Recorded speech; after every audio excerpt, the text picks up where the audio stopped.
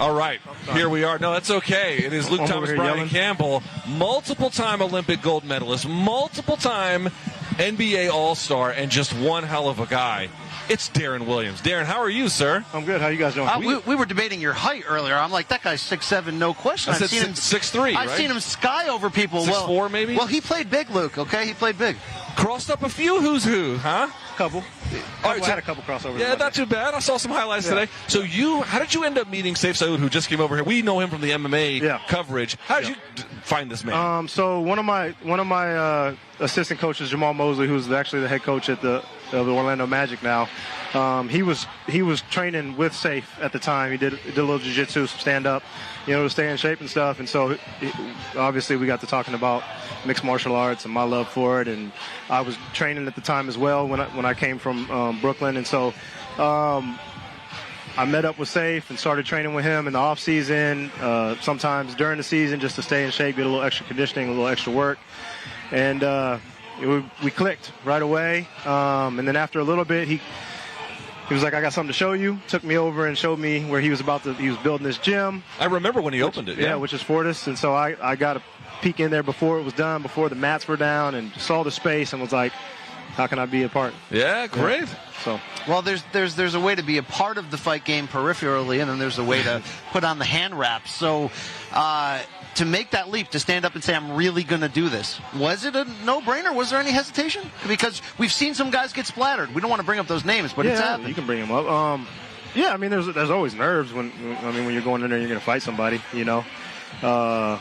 but it was a pretty quick yes. The only thing with me is I was kind of, it was the short timeline. I found out about 6 weeks ago, so I didn't have a full 8 weeks or 10, 12 weeks to kind of prepare. It was kind of like, all right, we need to know by tomorrow. And so I took a couple hours, talked to Sayif, and was like, yeah, let's do it. Are you doing a 4-rounder? 4 rounds. That should be pretty doable, though, right? Yeah, I mean, I think so. I think we've definitely trained for more. So, but as you know, 4 rounds in a real fight, there's a little more adrenaline. There's a little, things that you forget to breathe. There's all type of stuff. By the 3rd round in this 4-round fight against Frank Gore, is it still going to be a boxing match, or is it going to be a fight at that point?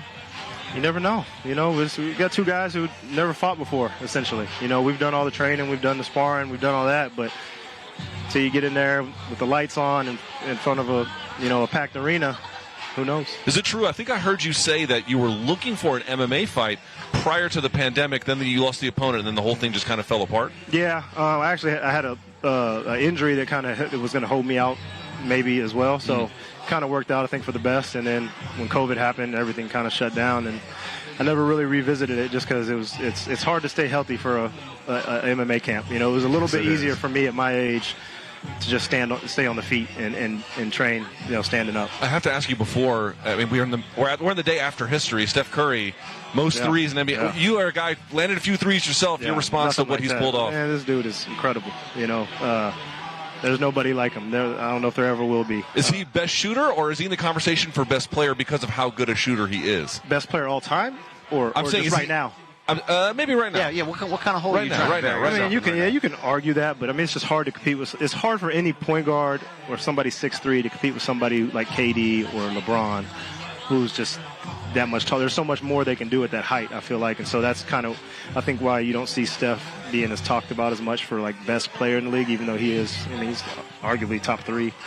Well, he makes moments. This fight's going to give you a chance to have the ultimate moment and talk about a highlight reel knockout in boxing. You deliver that knockout, you get it. On your NBA path, what was the one highlight that you get asked about the most, where you just felt most like, yeah? Crossing up Kobe, maybe? I don't know. I mean, now, now those highlights with Kobe mean a lot more, with him being gone. But I don't know. I don't know what my most memorable actual moment is, from an NBA season. I'd have to like sit there and think about that. Didn't you say you had like an idol situation in your very first NBA game? Yeah, when I played against Jason Kidd. That's right. Did you get a little bit of razzle dazzle with him? I remember being. I mean, it's your first NBA game, so I'm already excited, right? I'm already on 10. But playing against him, my first game, it's like a dream come true. It was like a, you have that wow moment, or I'm here, or I made it. It was like my first game. It was like, oh. Yeah.